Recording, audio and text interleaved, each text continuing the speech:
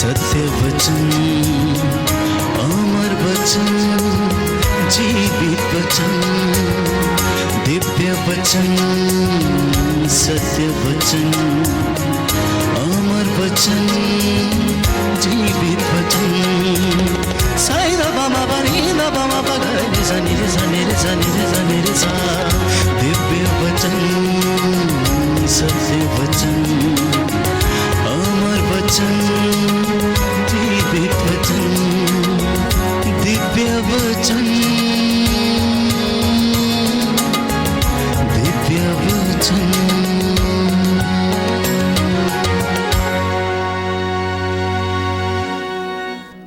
सबों को जय यीशु। आइए हम प्रार्थना करें।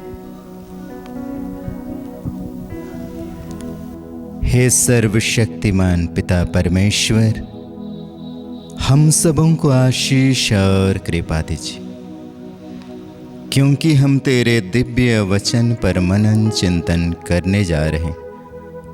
हमारे मन, हृदय, शरीर, आत्मा, बुद्धि, ज्ञान सबको पवित्र आत्मा की शक्ति और सामर्थ्य से संचालित कर, ताकि हम तेरे वचनों का मर्म समझकर उन्हें अपने जीवन में लागू कर सकें। हम यह प्रार्थना करते हैं हमारे प्रभु ख्रिस्त के द्वारा, आमीन। प्रिय भाइयों और बहनों,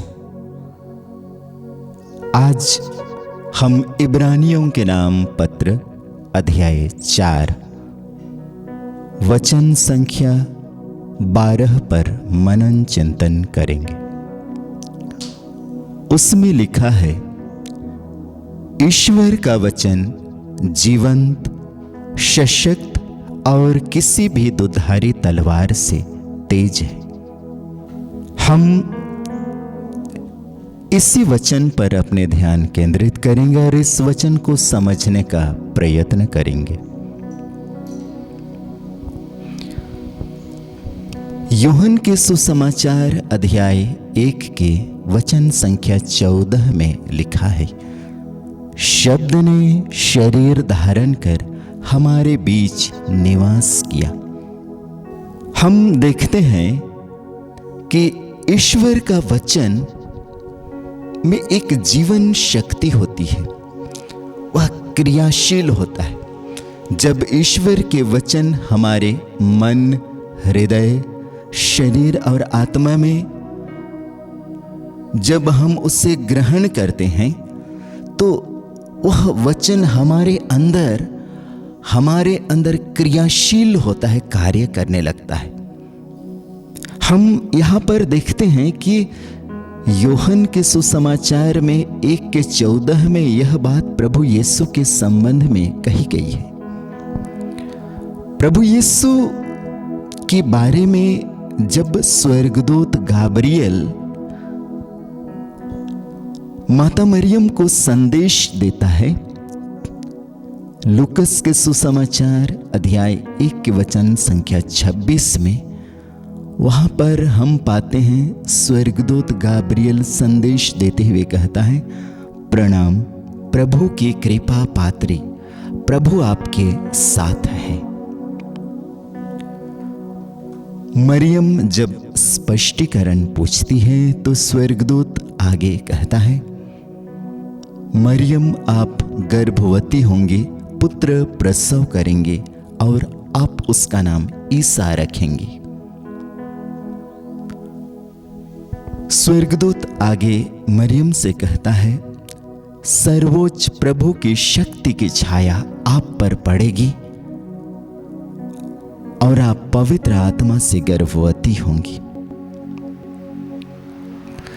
इस तरह स्वर्गदूत ईश्वर के शब्द मरियम को सुनाता है और मरियम उन ईश्वरीय शब्दों को अपने हृदय में ग्रहण करती है और उसे अपने हृदय में संजोए रखती है। इसका परिणाम हम देखते हैं कि मरियम ने जब उन शब्दों को अपने हृदय में ग्रहण किया तो वह शब्द उसके हृदय में गतिशील होते हैं। वह शब्द मरियम के हृदय में हाड़ और मांस का रूप, उनके गर्भ में हाड़ और मांस का रूप धारण करता है और समय की परिपूर्णता में वह जन्म लेता है। यही बात यूहन्ना के सुसमाचार 1:14 में हम पाते। नबी ईसाइयाह के ग्रंथ अध्याय 55 के वचन संख्या 10 और 11 में एक बहुत सुंदर वचन दिए गए हैं। मैं आप सबों के लिए पढ़ना चाहता हूं। जिस तरह पानी और बर्फ आकाश से उतरकर भूमि सींचे बिना उसे उपजाऊ बनाए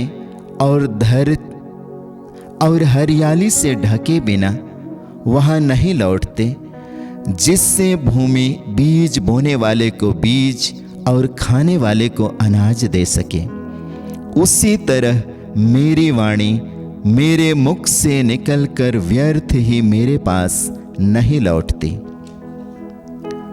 मैं जो चाहता था वह उसे कर देती है और मेरा उद्देश्य पूरा करने के बाद ही वह मेरे पास लौट आती है। इस वचन को हम ध्यान से देखेंगे तो यहाँ पर तुलना किया गया है। पानी और बर्फ आकाश से उतरकर जमीन पर पड़ते हैं, जमीन को प्रभावित करते हैं और अपना उद्देश्य पूरा करते हैं। उसी तरह ईश्वर के वचन जब ईश्वर के मुख से निकलते हैं और जब हम उससे ग्रहण करते हैं तो वह शब्द ईश्वर के उद्देश्य पूरा करने के बाद ही ईश्वर के पास लौटते हैं। फिलिपियों के नाम पत्र अध्याय 2 वचन संख्या 13 में लिखा है, ईश्वर अपना प्रेमपूर्ण उद्देश्य पूरा करने के लिए आप लोगों में सद इच्छा भी उत्पन्न करता और उसके अनुसार कार्य करने का बल भी प्रदान करता है।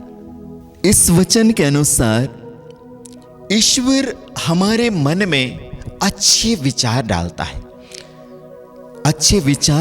है और वह अच्छे विचार कार्य रूप में परिणत होकर ईश्वर के मकसद को पूरा करता है। जब विचार हमारे मन में आता है तो उस विचार के अनुसार हमें कार्य करने के लिए प्रभु शक्ति भी देता है। यदि मेरे मन में कोई भी विचार उत्पन्न हो, यदि मेरे मन में कोई विचार उत्पन्न हुआ, जैसे यदि पुरोहित बनने का विचार उत्पन्न हुआ किसी बच्चे के मन में, किसी बेटे के मन में, तो वह पुरोहित बन सकता है। यदि कोई बच्चे के मन में या बेटी के मन में यदि धर्म बहन बनने की इच्छा उत्पन्न हुई तो वह बन सकता है। किसी के मन में टीचर बनने की इच्छा उत्पन्न हुई तो वह बन सकता है। जैसा सोच वैसा परिणाम होता है। मैं इस वचन को अपने जीवन से जोड़कर देखता हूं और मुझे यह बात बहुत सटीक लगती है। मैं जिस परिवेश से आता हूं उस परिवेश में मसीह को कोई नहीं जानता था। न मैं, न मेरे माता पिता, न मेरे गांव घर के कोई भी लोग मसीह को नहीं जानते थे। और प्रभु ने मेरे मन में एक पुरोहित बनने की इच्छा तब उत्पन्न की थी जब हम उसे बिल्कुल नहीं जानते थे। मैं 2017 में पुरोहित बना और अब 8 साल हो गए हैं। लेकिन यह विचार मेरे मन में तब उत्पन्न हुआ था जब मैं पुरोहिताई के बारे में कुछ भी नहीं जानता था।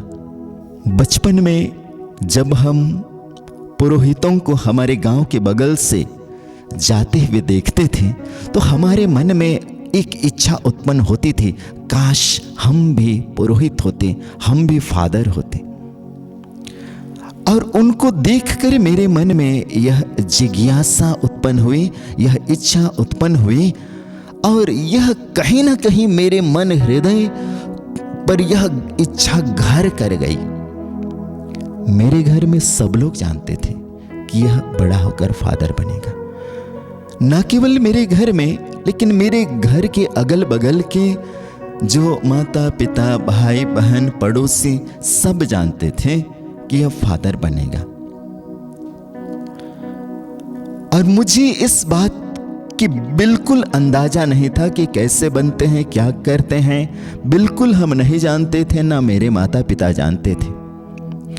जब मैं मसीह में संस्कार के तौर पर आया तब मैं 7 क्लास में पढ़ता था और मेरे दोस्त अक्सर मुझे फादर ही बुलाया करते थे और मुझे बुरा नहीं लगता था, मुझे अच्छा ही लगता था। जब मैं मैट्रिक पास किया उसके बाद कदम कदम पर प्रभु ने मुझे मार्गदर्शन किया और प्रभु ने समय की परिपूर्णता में मुझे एक याजक के रूप में अपनी वेदी तक पहुंचाया। मैं यह बात इसलिए कहता हूं क्योंकि मेरा परिवार मसीह को बिल्कुल नहीं जानता था, न मेरा गांव, और आज मैं एक याजक के तौर पर हूं और यह एक अच्छी सोच का परिणाम है। हमारे जीवन में हम देखते हैं कि ईश्वर का वचन जो जीवित है, जो क्रियाशील है, यह हमारे जीवन में कार्य करता है। हम इस बात को समझ सकते हैं। मैं उड़ीसा के सुंदरगढ़ जिले में एक छोटे से आश्रम में मैं कार्यरत हूं। इस आश्रम में वचन की घोषणा होती है और हम यहाँ बड़ा बड़ा कार्यक्रम नहीं चला पाते हैं क्योंकि हमारे पास उतनी सुविधा अभी नहीं है। किसी दिन एक माँ जो YouTube चैनल में श्रद्धेय फादर अशोक अलेक्जेंडर का टॉक सुन रही थी तो उनके मन में एक इच्छा उत्पन्न हुई, यदि यह फादर इस आश्रम में आकर वचन सुनाता तो कितने सारे लोग सुन सकते। जो मैं अकेले YouTube चैनल से इसे सुन रही हूं, यदि वह यहाँ पर आकर वचन सुनाता तो कितने लोग अच्छी तरह से सुनते। इस तरह की एक इच्छा उनके मन में उत्पन्न हुई और उन्होंने आकर यह बातें मुझसे शेयर की। उन्होंने आकर मुझे यह बात बताई। मैंने कहा कि वो बहुत बड़े प्रीचर हैं और हम लोगों के यहाँ शायद नहीं आएंगे और हम किसी भी तरह से उनके साथ हम लोग का कोई ऐसे जान पहचान नहीं है, रिश्ता नहीं है। मैंने इस तरह की बात कही पर वह माँ अपने बातों को उन्होंने पुनः रखा। फादर, यदि वो आते तो बहुत अच्छा होता और उनके आने के लिए यदि हम अपनी तरफ से कुछ हम लोग सहयोग कर पाएंगे। और मैं उनकी बात मान गया और मैंने कहीं से नंबर पता करके श्रद्धेय फादर अशोक अलेक्जेंडर को कॉल किया और फादर उठा भी लिए, बात भी हो गई और हमारी पहली ही वार्तालाप में श्रद्धेय फादर अशोक ने यहाँ आने के लिए हामी भरी और प्रोग्राम तय भी हो गया। लगभग 1 साल के बाद फादर यहाँ पर आए और उनके आने से कम हमारे आश्रम में 5000 की बड़ी भीड़ इकट्ठी होकर 3 दिनों तक वचन सुने और बहुतों ने मसीह को जाना, बहुतों ने मसीह के वचन को बहुत बारीकी से, बहुत गहराई से समझा। यह बात, इतनी बड़ी चीज सिर्फ शुरू हुई एक विचार से।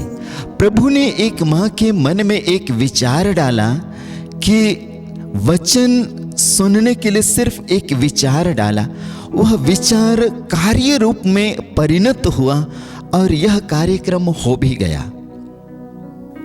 इसलिए मैं अपने जीवन में बड़ी यकीन के साथ कहता हूं, मेरे कई सारे अनुभव हुए। जब मेरे मन में विचार उत्पन्न होता है तो वह कार्य रूप में परिणत होता है, और कई सारे आइडिया को मैंने अपने जीवन में इम्प्लीमेंट करके मतलब अनुभव किया है कि यह बात सत्य है। और इसलिए मैं आप सबों से यह कहना चाहता हूं कि यह कोई साधारण शब्द नहीं है, यह कोई साधारण शब्द नहीं है। विधि विवरण ग्रंथ अध्याय 32 के वचन संख्या 47 में लिखा है, ये तुम्हारे लिए निरे शब्द नहीं है, बल्कि इन पर तुम्हारा जीवन निर्भर है। बाइबल के वचन कोई निरे शब्द नहीं है, बल्कि इन पर हमारा जीवन निर्भर है। यह हमारे जीवन को मार्गदर्शन देता है। लेकिन इसके लिए यह वचन स्वीकार किया जाना चाहिए। जब हम वचन को सुनते हैं लेकिन सुनकर भूल जाते हैं तो यह वचन हमारे जीवन में कार्य नहीं करेगा। जब वचन को सुनते हैं, सुना हमने वचन को, लेकिन उसके बाद उन पर मनन चिंतन नहीं किया या उनको हम समझने के लिए कोई प्रयत्न नहीं कर रहे हैं, कोशिश नहीं कर रहे हैं, तो वह वचन हमारे जीवन में घर नहीं कर सकता। जब वचन को हम स्वीकार करते हैं, हृदय से स्वीकार करते हैं, और जब अपने हृदय में जगह देते हैं, माता मरियम की तरह, जिस तरह प्रभु यीशु की कुछ बातों को वह सुनती हैं, नहीं समझते हुए भी वह उसे अपने हृदय में संजोए रखती हैं, उसी तरह जब हम माता मरियम की तरह ईश्वरीय शब्दों को अपने हृदय में जगह देते हैं तो वह हमारे जीवन में कार्य करने लगता है। प्रभु यीशु ने कहा, विशेषकर लूकस के सुसमाचार अध्याय 1 के वचन संख्या 37 में हम पाते हैं, क्योंकि ईश्वर के लिए कुछ भी असंभव नहीं है। यही बात मार्कुस के सुसमाचार में अध्याय 9 के 23 में लिखा है, विश्वास करने वालों के लिए कुछ भी असंभव नहीं है। अर्थात वचन के द्वारा जब हम वचन को आत्मसात करते हैं, वचन में विश्वास करते हैं, वचन को अपने हृदय में जगह देते हैं, तो ईश्वर उन वचन के द्वारा हमारे जीवन में कार्य करता है। ख्रिस्त में प्यारे माता पिता, भाई बहनों, आज मैं आपसे यह कहना चाहता हूं कि जो वचन आप पढ़ते हैं, जो वचन आप सुनते हैं, इस पर विश्वास कीजिए, विश्वास कीजिए। जब हम वचन को सुनेंगे लेकिन विश्वास नहीं करेंगे तो ईश्वर हमारे जीवन में कार्य नहीं कर सकता। जब हम वचन को सुनेंगे, हृदय में जगह देंगे, विश्वास करेंगे, तो ईश्वर को हम अपने जीवन में कार्य करने के लिए जगह देते हैं। आइए हम प्रार्थना करें।